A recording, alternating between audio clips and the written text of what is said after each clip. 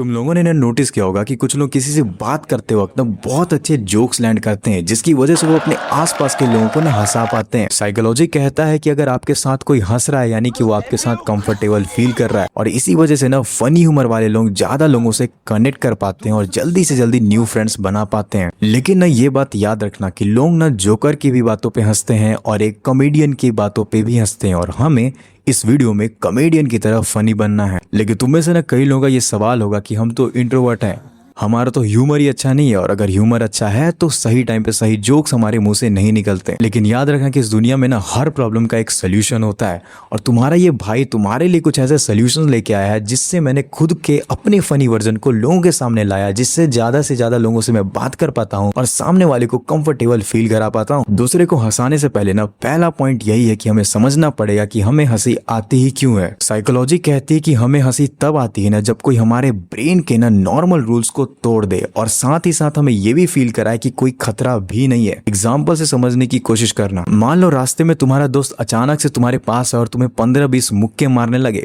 वो तुम्हारे ब्रेन के नॉर्मल सीक्वेंस को तोड़ता है लेकिन तुम्हें डर भी दिलाता है। और वहीं पे अगर तुम्हारा दोस्त आया और तुम्हारे शोल्डर पे हाथ रख के बोले कि चल भाई आज मैं तुम्हें फ्री के मोमोज खिलाता हूँ, यहाँ पे भी तुम्हारे ब्रेन के नॉर्मल रूल्स को तोड़ता है लेकिन साथ में मोमोज का फ्री ट्रीट भी देता है। दोनों ही सिचुएशंस में ना तुम्हारे ब्रेन के ना सिंपल रूल्स को तोड़े गए और तुम्हारे पर्सनल स्पेस को डिस्टर्ब भी किया गया, लेकिन एक में तुम्हें डर लगेगा और एक में तुम्हें खुशी होगी। और यही रीजन है कि जहां तुम्हारे ब्रेन को मिलता है ट्विस्ट विदाउट एनी रिस्क, वहीं तुम्हें खुशी मिलती है। जितने भी ना इंटरनेट पे वायरल जोक्स होते हैं ना, उनमें किसी न किसी तरीके के रूल्स को तोड़ा जाता है, चाहे वो लॉजिक का रूल्स हो, चाहे वो सोसाइटी का रूल्स हो, चाहे तुम्हारे एक्सपेक्टेशंस के रूल्स हो।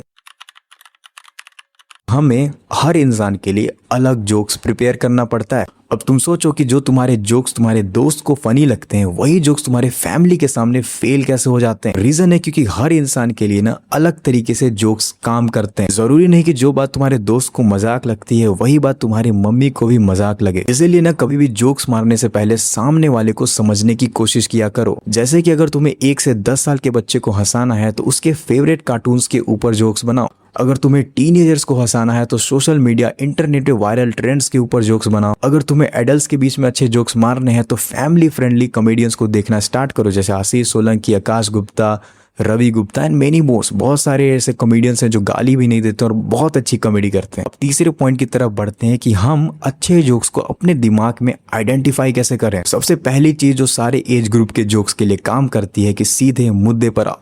कोई भी ना तुम्हारे 5 मिनट की स्टोरी सुनना नहीं चाहेगा सिर्फ एक पंच लाइन के लिए। जल्दी से जल्दी पंच लाइन तक पहुंचने की कोशिश किया करो, एग्जाम्पल से समझने की कोशिश करो। गेम के चक्कर में मैं कुछ भी छोड़ सकता था। हाँ, मुझे इतना शौक है खेलने का कि मैं उसके चक्कर में कुछ भी छोड़ सकता हूँ। तो फिर उसी में आगे क्यों नहीं बढ़े? क्योंकि अच्छे नहीं खेलते थे ना। इस वीडियो में बस्सी ने 2 ही लाइन बोली कि मैं खेलने के लिए कुछ भी कर सकता हूँ, खेलना मुझे पसंद है। तो एंकर पूछता है कि उसी में करियर क्यों नहीं बनाया, तो सिंपल से वो एक्सपेक्टेशंस को तोड़ता है। सबको ये सुन के लगा होगा कि बस्सी क्रिकेट बहुत अच्छा खेलता है, उसने तुरंत एक्सपेक्टेशंस को तोड़ा और बोला कि नहीं अच्छा नहीं खेलते हो, और इसी वजह से लोग हंस दिए उसके जोक्स पे। अब बढ़ते हैं चौथे पॉइंट की तरफ, जो सबसे ज्यादा इंपॉर्टेंट पॉइंट है।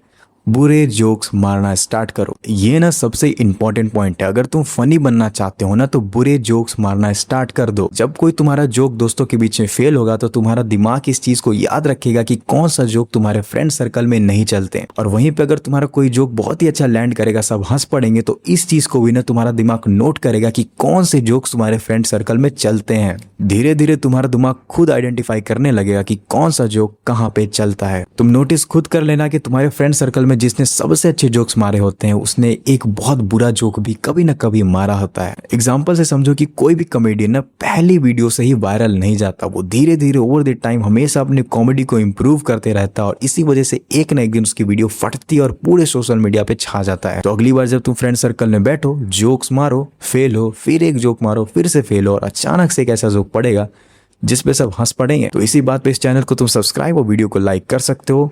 मिलते हैं नेक्स्ट वीडियो में।